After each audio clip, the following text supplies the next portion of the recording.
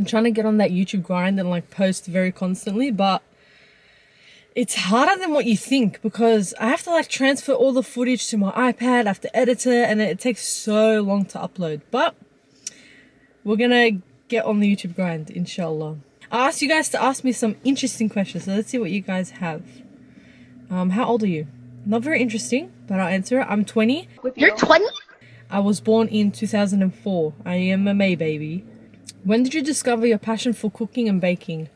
So I was an exercise science student before I was a cookery student. I was in my second semester of my first year and COVID happened, so everything was kind of like at home.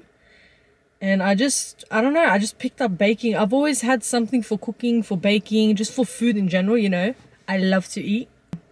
And yeah, I just kind of picked it up, like, you know, baking, cooking. And I asked my mum, I'm like, Mum, please, I really want to do this for the rest of my life. She said, are you sure? I had so many people ask me, are you sure you want to do this? Because being a chef is not easy. You get a lot of FOMO because you're working when everyone else is celebrating. Like, for example, New Year's, birthdays, like hot days, people at the beach. Like, you're going to constantly be at work. But I said, yes, Mum, I want to do this. Come on, let me. And she told me, if you want to do this, I wanted to first become a pastry chef. But my mum said the only way I'll let you leave this course is if you become an all-rounder chef. So I got into the cookery course. And also, my mum is a really, really good cook. Like, she makes a mean mansaf. So I think my passion really came from her. Did you enjoy school? No. No, I did not. School is just... I think when you get to like year 10, it's like, okay, everyone kind of figures out if school's for them or if school isn't. And school just wasn't it for me, you know. I left in year 10. I did a couple of courses in TAFE that got me into uni. Like, really, unless you want to become like a doctor or like something like, you know, you need year 11 and 12 for HSC or whatnot, you can just leave school, go into TAFE, do a couple of certificates, and you'll be eligible to enter uni. So really, really, who is winning? Who's winning? I did. Anyway, talk more about your scoliosis. I'm thinking about making like a longer kind of, it's quite hot in here. I'm thinking of making like a longer, like a my scoliosis journey on YouTube, but I gotta sit down and like get like photos, the x-rays and all that. So I will talk more about that, hopefully soon.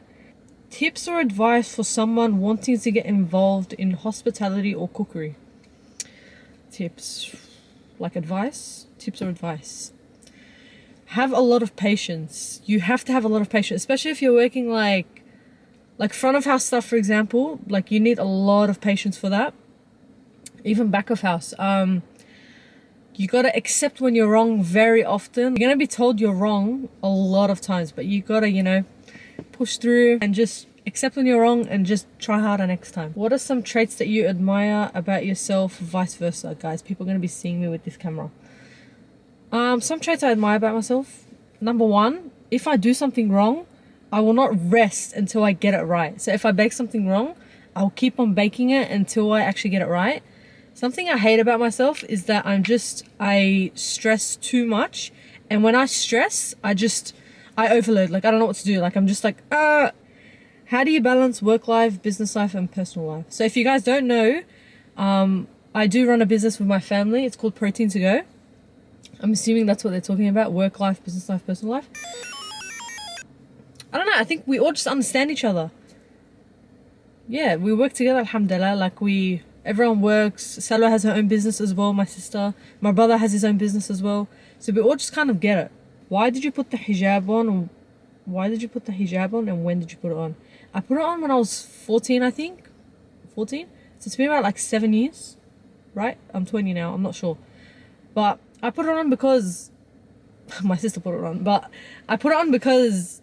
I don't know, I feel like it's like a point in a Muslim girl's life where you just like, I actually don't know. Like, everyone wears it in my family and I just see it so often. So I'm like, why not put it on? And you fall in love with it. Like, you just, yeah, I can't imagine myself without this, you know? It's just built into my personality now. And what are some of your hobbies? I knit.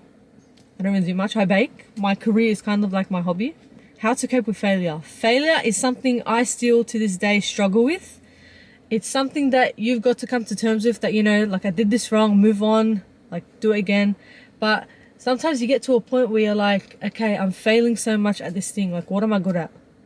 You know, like, how am I going to move forward? I'm failing so many things. What am I doing right? I'm not the person to give advice for this, because I still am struggling with coming to terms with failure and moving forward from failure. But we're getting there, guys. We're getting there. I think that's it. Yeah, that's it. Thank you for all the submissions. I really appreciate it. I hope we can film more videos like this. And let's see how long it takes me to edit this video, because I don't know how I'm going to do it. But yeah, if you guys enjoyed, like, subscribe, and let me know if you like these kind of videos. Comment what you think. Bye.